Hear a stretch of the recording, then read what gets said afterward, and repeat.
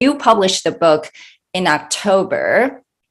and you wrote a lot about Russia, Ukraine, China, and Taiwan. So I'd like you to just kind of walk through what you wrote in the book and how that's so pertinent to the current war. There are actually three ways, in my view, three key points in the book, in my view, that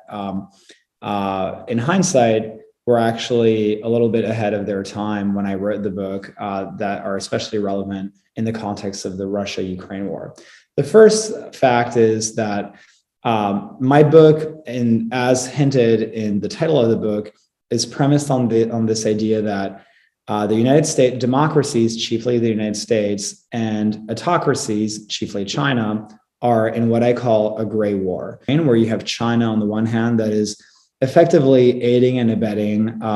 where you have China on the one hand that is effectively aiding and abetting Russia, and you have the United States along with its European allies that is aiding very, very aggressively the Ukrainian resistance against Russia's invasion of that country. The reason that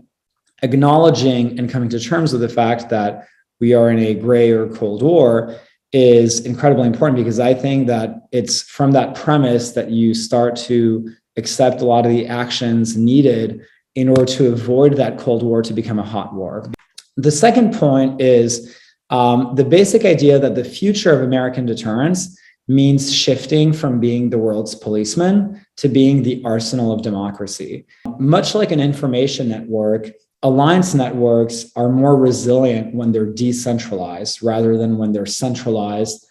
in a single point of failure. If we want to avoid a situation where Russia and China call America's bluff,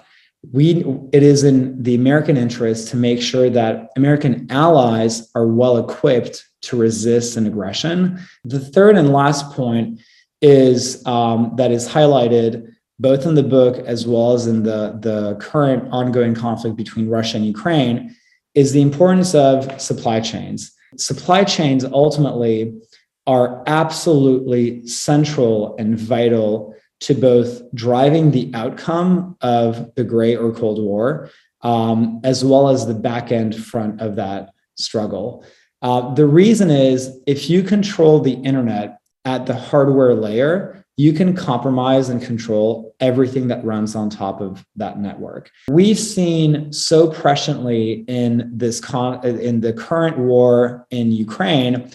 how enormously independent Europe is on Russia's energy sector. I think today it's time the US started drawing the lesson of Europe's experience and started taking its own advice in the context of China and weaned itself off of